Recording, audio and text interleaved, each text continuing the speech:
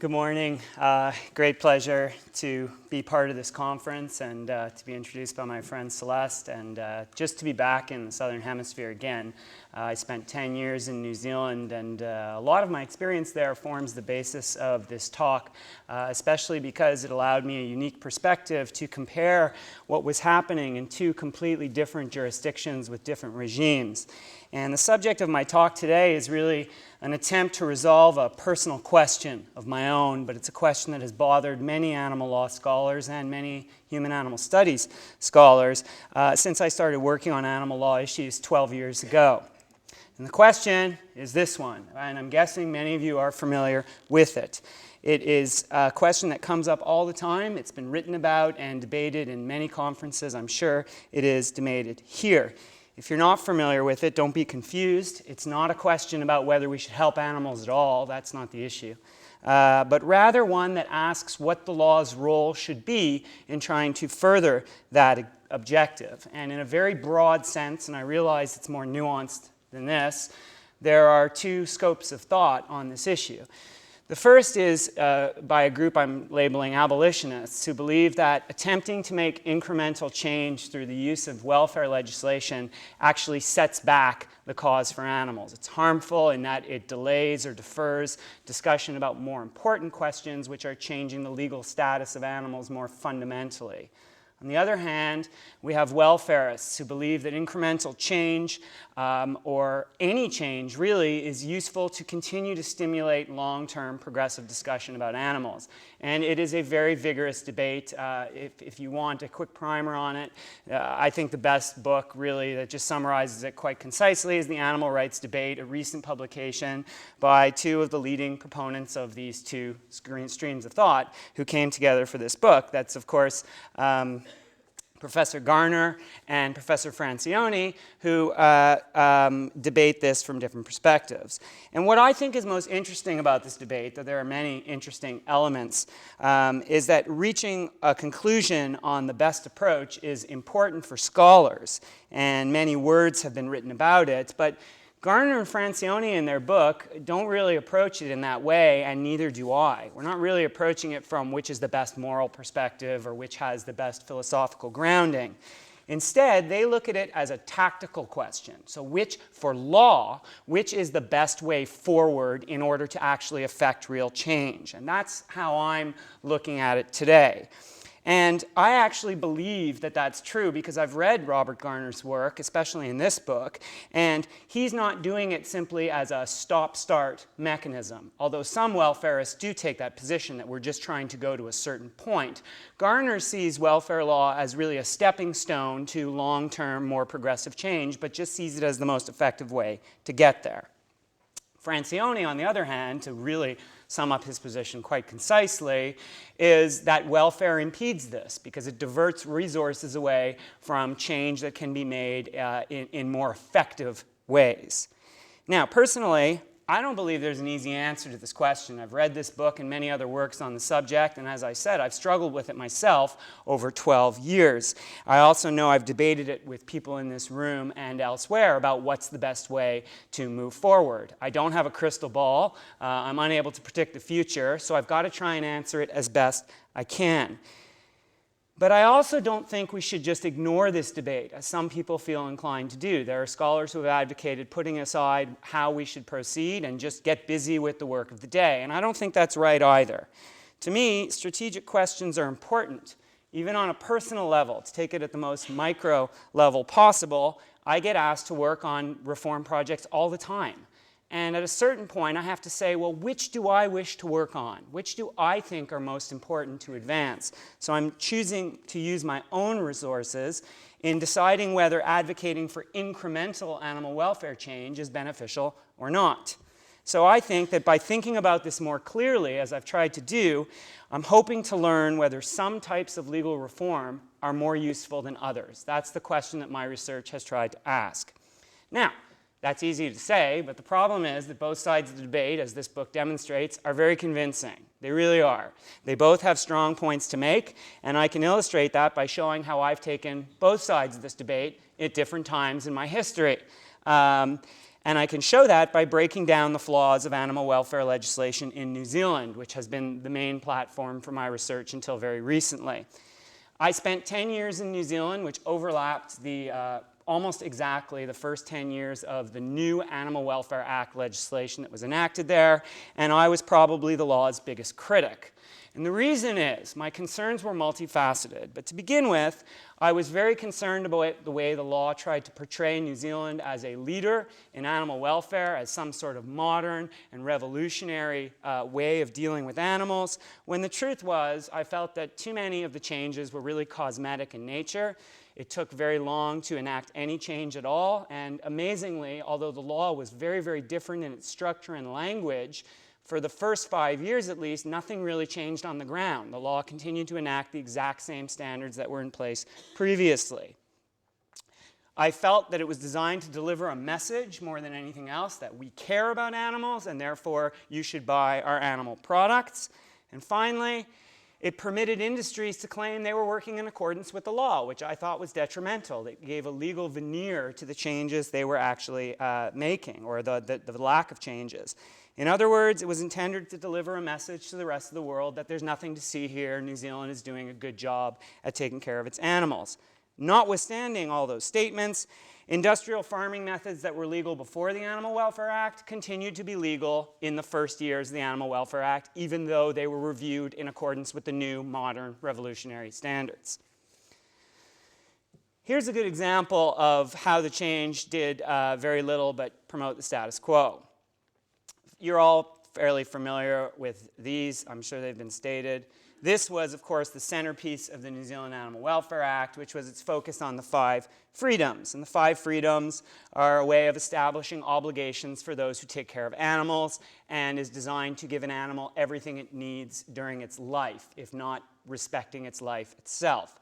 But when you look at the law carefully, despite the clear standards that are set out, as we analyzed on many occasions, the law only works to the extent that the law allows those standards to be adhered to. So you will be charged unless there is in existence a code of welfare. So what I used to say in my presentations is, what the law giveth with one hand, it taketh away with the other. Because at the end of the day, it's the codes of welfare that actually set the legal standards, and it was never clear that those codes of welfare were actually being set in accordance with the valuable provisions set out in the Animal Welfare Act. So there was a paradox in the way this was taking place. In many articles that I wrote over that time, I tried to figure out why that was. I mean, it actually wasn't that hard. I actually used to tell people that studying animal law is one of the easiest disciplines of law to study because the contradictions are so rife and clear on the face of things.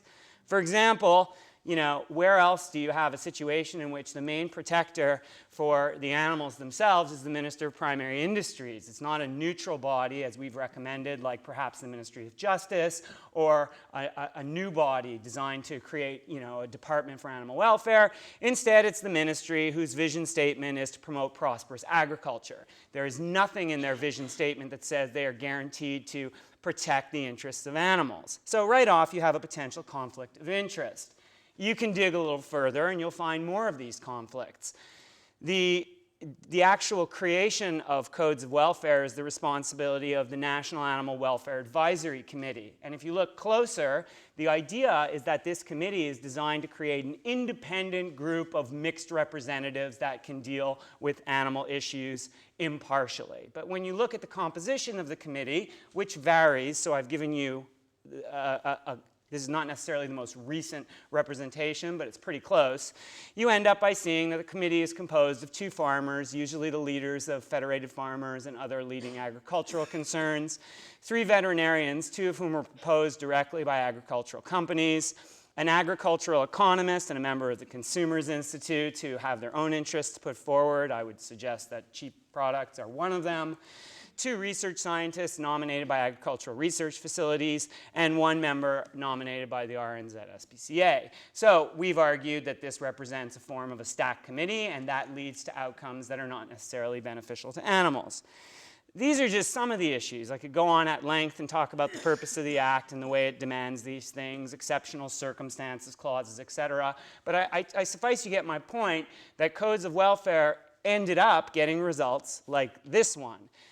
In 2003, the committee was asked to decide whether battery hen cages were in accordance with the standards of the Act, and they said they were. They did not rule these an exceptional circumstance. They said the actual layer hen cages, which I'm sure you're all familiar with, comply with the Act. They give hens everything they need to live a good life. You know why? Because we can't recommend replacement of current cage systems unless we can be sure that it consistently provides better welfare outcomes and it's economically viable. So therefore, that's the way we measure what animals actually need. So you can see the seeds of the same sort of system that existed previously existed under the Animal Welfare Act. Now, I don't have time to go through all the issues I had. You can read some of my earlier works to find out what they are. But essentially, my conclusions in 2005 were as follows. There's been little, if any, substantive improvement from the situation that existed before the amended law. That was my general view. There was a lot of veneer, but there was very little substantive change. So I was also concerned that the new process had other downsides. I wasn't just focused on the fact that they didn't work. I was also concerned that this had the downside of confusing matters considerably. In addition to the commonly advanced notion that animal advocates are sending mixed messages when we ask people to take up welfare positions that ask people to continue harming animals in different ways, but not the same ways, I shared the abolitionist perspective that clarity is lost when you look for incremental advances.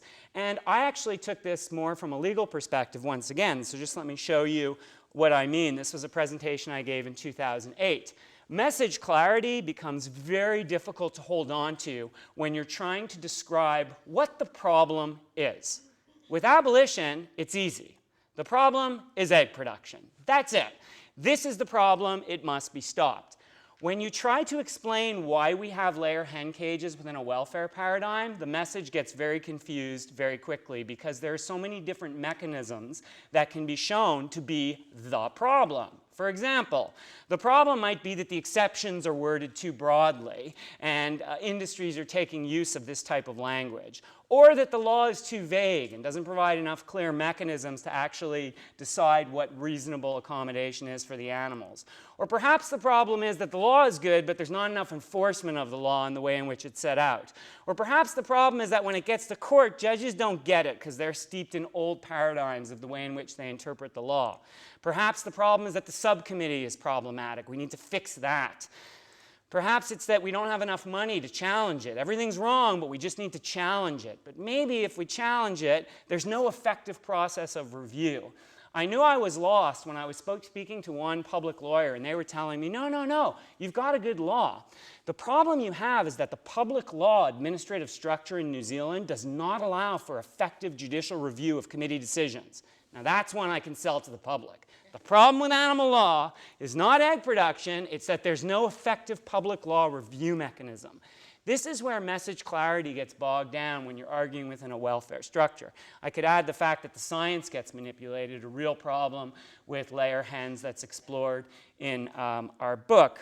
Now, in my early years as a legal scholar, I picked at all these flaws, and that was very easy to do, as I've just shown you, and as I could show you in more detail. The welfare concept is based on a framework that has conceptual flaws, so it's very difficult to use properly. And I'm sure that by this point, I probably sound like a strong abolitionist, right? This isn't working, let's go in the other way. Nonetheless, let me show you the other side of the coin, because even in 2005, I had doubts about completely abandoning welfare as a tool for change, notwithstanding the flaws. There were many things that bothered me and still bother me. Number one, what are the downsides of abolition? First of all, it condemns a lot of work being done by good people, which I really hate doing. I kept meeting people who I respected, who were trying to make change, and felt quite strongly that real suffering of animals could be reduced by making certain types of changes. And I found those arguments, however principled my own arguments were, difficult to dismiss entirely. Second of all, it does not resonate with the public. This is a problem. Abolition at its core is a very strong position. It's a very moral position, and it has struggled to resonate. Even today, after all these arguments, less than 4% of the Canadian population is vegetarian, less than 0.5% is vegan. And I believe that's a problem. Even if it's growing slowly. In fact, the truth is all indications are that animal use continues to increase from year to year, despite the growth of human-animal studies and animal law movements. Other studies also show that moral arguments alone are usually not enough to affect change. So it's very difficult to come to a strong position on this that's convincing. I also think it underestimates the extent to which historical, economical, cultural, and traditional attachments to the status quo are entrenched. The presentation I saw on Monday by Professors Taylor and Signal, that some of you may have seen as well, involving a survey of Australians, seemed to indicate to me these attitudes are true in Australia as well. People are very wedded to the utilitarian balancing at the core of the welfare construct and not eager to move to anything anytime soon. So where did this leave me? Like many other legal scholars, it left me caught in a bit of a paradox. I believe that the welfare movement has misguided elements, and it's unlikely to affect real change over the long term. But at the same time, I am convinced that a mass movement to abolition isn't happening during my lifetime or anytime soon after that. Well, what can I do? I guess I can write about abolition like Gary Francione, though I think he's covered the field fairly well. I can advocate for veganism, which I do on a regular basis, and I can certainly write about the flaws of welfare, which I think is valuable. But if I want to do more to push substantial change for animals, is that really it? Well, personally, I find that unsatisfying. So luckily, I decided to expand my view a little bit, and I came upon a different way of looking at the problem. First, I came upon a work by Professor Jerry Anderson that I commend to all of you who occasionally get frustrated with the slow pace of reform. It's available online in the Journal of Animal Law and Policy. And he encourages advocates to take a long-term view by comparing the animal welfare movement to other movements that have had effect over time. In particular, the fight against child labor that took place in the late 1800s and early 1900s, and showed how that change came about, how they eventually eradicated child labor in North America. And what Professor Anderson did, he talks about numerous social agents. But in particular, he suggests what I think is it's not a particularly revolutionary analysis, but nonetheless it's an important insight. Protection occurs when sufficient societal pressure arises, and that change occurs through a mixture of complex ingredients. Most important is the development of a new ethical imperative. So how do we get to that new ethical imperative?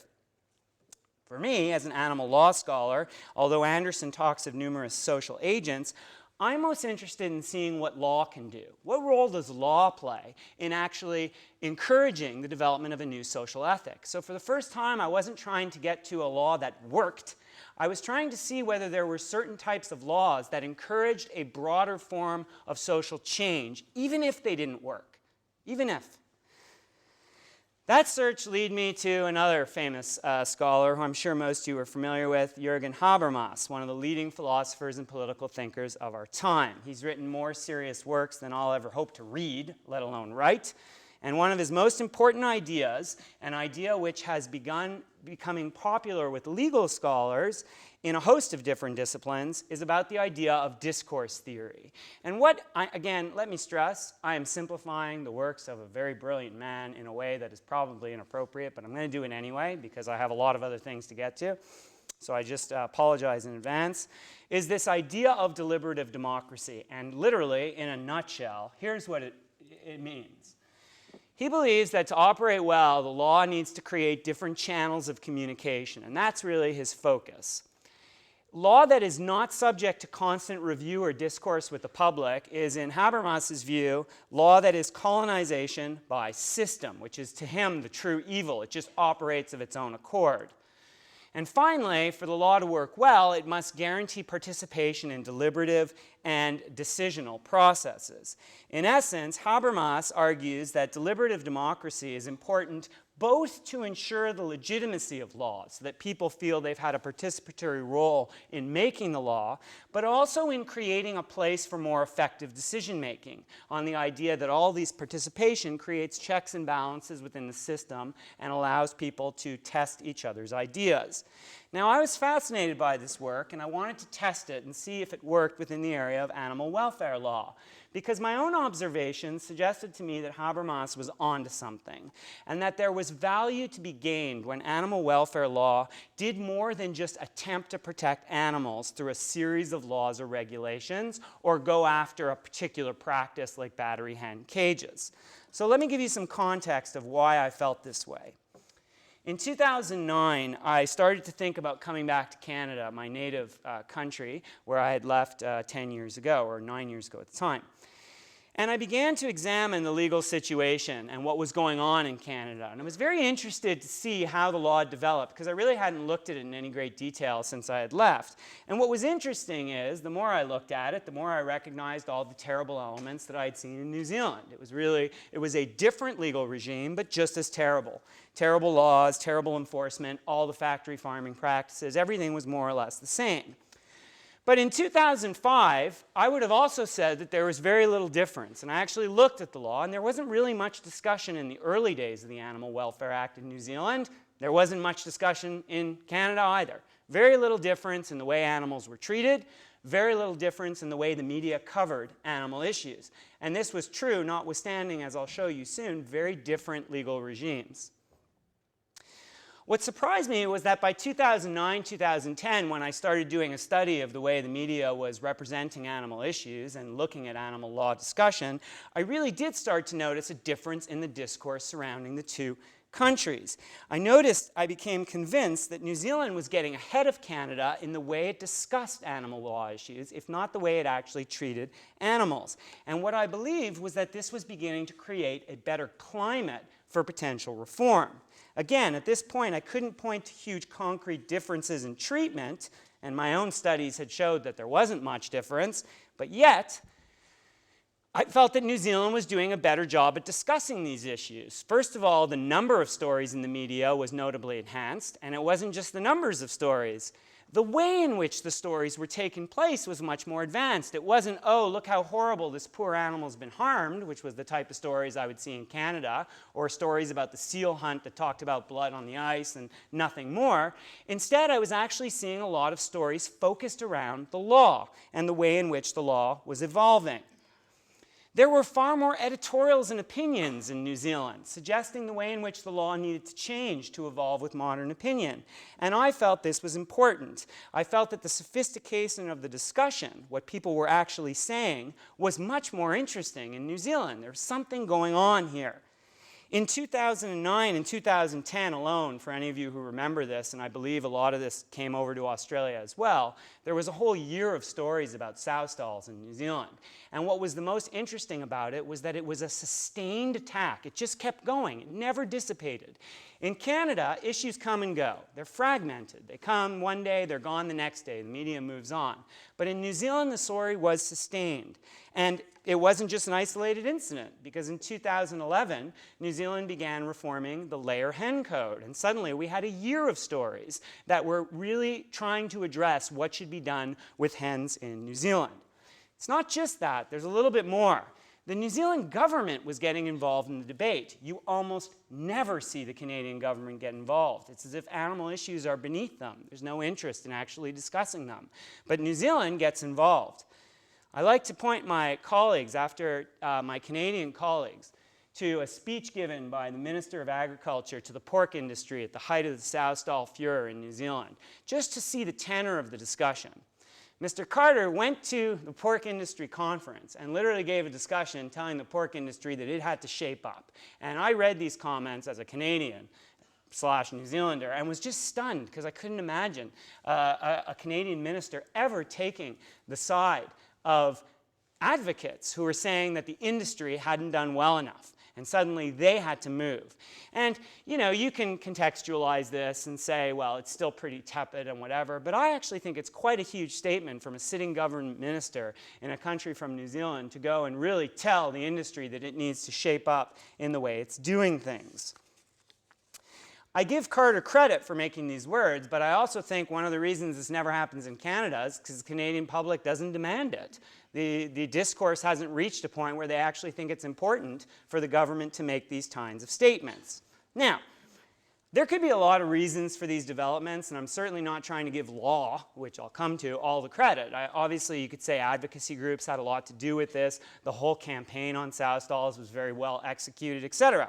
But I do think that the law plays a role in this process. So I started to compare the Canadian and New Zealand laws to see what features may be stimulating a different type of dialogue. And here's what I came up with. I mean, this was my question when I started the research. Are there features in New Zealand that are more conducive to creating long-term positive discourse? And what I found from this tries to bring together the introduction that's brought me to this point. And I'm going to suggest that my hypothesis is as follows.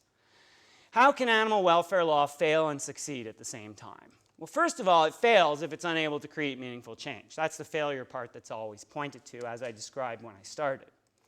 Second of all, dialogue social movement theory posits that the law can nonetheless help to impact long-term change by creating situations in which a more positive discourse takes place. And in my opinion, there are aspects of New Zealand welfare law that actually I have to commend. They do a really good job at promoting discourse, even if that discourse isn't yet ready to make meaningful change for animals. So let me show you how this works. First, I'm going to show you Canada's federal cruelty law. This is the most important law in Canada, and it's very brief. It's a very unsophisticated law. It's based on the old UK model of cruelty. But I would suggest to you, at the end of the day, despite it being a penal model that focuses on using the criminal law, the standards are less different from New Zealand than you might imagine. There's certainly room there, despite some differences in things I won't get into. There's certainly room there to say that this is a negligence-based provision that's really not that much different from what's going on in Canada. And as I suggested to you, a lot of the interpretation of this jurisprudence leads to results that aren't that much different in the two countries. So you've got similarity. Now, the most important difference, in my opinion, is not the standards, which people always get fixated on, but the way in which those standards are given meaning. That's what I think is different and significant in the two countries. So, the nature of the law in Canada is as follows. Number one, the judiciary is the key interpreter of these provisions. If you saw the provisions on the last page, most of it centers on reasonableness, the utilitarian balancing between human and animal interest, but it's the judiciary who interprets those terms. It's very sparse. There's almost no detail on what's acceptable and not acceptable. Now, in contrast, the New Zealand codes are exceptionally detailed. The variety of animal interactions makes the application challenging because on the surface it applies to all animals. But the reality is that trying to interpret such a vague term with every different type of animal is tough for the judiciary. Legal discourse about animal law in Canada is prompted only by judicial decisions, nothing else. There's no other form of creating new law or evolving the law that exists. So it's simply as cases emerge, people discuss them. And in my paper, I can tell you that that's not necessarily a bad thing. Because people say automatically, well, that's a bad thing for discourse. Discourse can work through the judiciary. And an example I give is Canada's sexual assault laws, where the judiciary has been incredibly involved in trying to change the ethic of what sexual assault is. And you can argue with how they've done it, but there's no question that the sheer number of decisions has created a vibrant discourse about sexual assault in Canada through the judiciary. So it's not just the judiciary that's the problem. But the statute hasn't changed for over a century. Now, what's the result of this particular legal regime? Why is there no discourse, or why is the discourse less positive than it is in Canada? Well, I'd suggest that has to do with the way in which the law operates. First of all, the law provides almost no avenues for institutional review, and I've put in quotation marks, closure of the public debate. Essentially, scholars argue where there's no review of the law or no room to review it, that essentially suggests debate over this issue has been closed. It's done. This is the law. This is the correct balance. There is an institutional absence of common assumptions. This has been discussed in a number of talks at this conference. Nobody knows what it means. What does welfare mean in Canada? There's no discussion over it, so nobody actually knows what it means, which tends to lead to a lowest common denominator of what it actually means. That is partly guaranteed by the Canadian need for a reasonable prospect of conviction. In other words, a prosecutor can only launch a cruelty case when they have a reasonable prospect of convicting. This tends to lead to them taking the easiest cases forward, simply because there's nothing to gain for them in actually bringing more complex cases, and I'll show you what I mean by that in a moment. There's a failure to enforce because there's a lack of resources. A criminal law model is exceptionally expensive, and therefore they don't take many cases, which stifles discourse. Again, people look at that and say, well, they don't take cases. That's bad from a protecting animal sense, which is true. But for a discourse theorist, it's also bad for discourse. If no one's taking cases, there's no discussion of these issues in the media or elsewhere. And finally, there's a binary structure going on here. The criminal law is all about right and wrong. You're either right or you're wrong. Everything involving the law is very straightforward. There are almost no test cases that push the boundaries, and what we're left with is very simple cases where things are actually litigated. If you look at this from a discourse perspective, what I sometimes say is, well, what is there really for the public to discuss when the leading case is about a guy, with a real case in Canada, who took an axe and chopped his dog to death? Like, what is there to discuss? There's nothing to discuss. Everybody condemns it. They all think it's terrible, and therefore we just move on. Like, there's really no discourse surrounding these types of cases. I mean, I'd go even further and suggest that even convictions of this sort can send the wrong sort of message, because suddenly we're left with the idea that that's where cruelty is, and we're dealing with it by prosecuting these types of offenders. I realize it's a bit simplistic, and I'm not saying we should avoid prosecuting people who do these things, but if that's your only dialogue, what are we sending? What messages are we actually sending to the public? Now compare this with New Zealand, and I'm just going to focus on one aspect of the New Zealand law, the codes of welfare. Now, I talked earlier about the codes of welfare, and I said I've been one of their critics, and my criticisms are still valid. I don't think they've changed anything. I still think it's true. But do they ever provide opportunities for public discourse? That's the beauty of the code process. The procedure under which they are enacted is incredibly useful in contrast with Canada, and I would suggest it is partly, if not mostly, responsible for the rush of stories that have taken place over the last few years. Here are the 4 features that I think are the most important in the New Zealand Act, and I'll go through these individually just to show you what I mean by them. First, and I would suggest the most important section in the Animal Welfare Act of New Zealand. People ask me, what do you think is the best section of the New Zealand Animal Welfare Act? Is it the great apes protection? Is it the way in which they have the 5 freedoms? I'm like, no. The best section of the Animal Welfare Act is way at the back. It's section 78. That's the most important section of the Animal Welfare Act. Why? Because it guarantees review of codes every 10 years. And I can't tell you how important that is from a standpoint of dialogue. Now, some of you might think 10 years, that's forever. No, it's not. There are more than 20 codes currently in existence, which means that the committee is reviewing at least 2 codes every year. And there are a number of important spin-off effects of doing this. First of all, animal law is always on the agenda. It's always being discussed in one context or another. One year it's hens, the next year it's pigs, the next year it's deer. It's always there, always. Number 2, even when you fail, you know that in 10 years you're doing it again. And that may seem like a long time, but man, does it come quick. It's amazing how when you're constantly focusing on new uses, there is a consistent discussion taking place. And there's always room for new things to get going. I think this is important. It creates the public mindset because there is consistent official action that animal law is important, that this is something we need to take seriously. As I said, I compare this with Canada, where we haven't gotten to the point we can convince anybody that this is worth discussing. It's all very spasmodic. It doesn't happen under any official time frame, and the government can ignore it, and does, at its leisure. It focuses dialogue on certain uses, and I like to say it's been beneficial in that it provides advocates with an agenda. We're like, okay, this year is hens. We know it's hen year. Let's go. We're ready to go with hens because next year we've got pigs, and they can actually plan. It used to be in Canada that the issues just get thrown up randomly, which doesn't provide a sustained sort of discussion. And finally, the goal is consistent long-term improvement. However it is, flawed, and it may well be flawed, the goal to consistent long-term improvement and the creation of a public record that forces government and industry to justify the decisions they're making, and let me stress, I've looked at them, there's some flawed thinking in there, sets the stage for future challenges. You know what you're fighting against. You have the ability to challenge things down the road. That's just review. Layers of dialogue is also important. Not only are we discussing things, we're discussing things multiple times, which I think is very, very important. Think about how a code takes place. First, you have pre-consultation. NAWAC says, we're going to look at this. They send out messages. They start discussion. So there's pre-consultation at an early stage. This gets the media going, because now we know hens are coming. These are the big issues.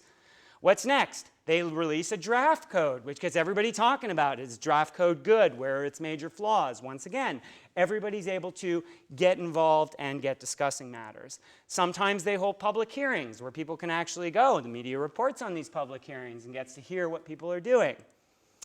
The minister then considers it, and usually they just enact it with a press release, which gets more media, but sometimes, as we've seen and I'll discuss in a few moments, as some of you are aware of, took place when the minister decided suddenly to ban kosher slaughter, you get more discussion as everybody's suddenly talking about what the minister did and whether that's meaningful.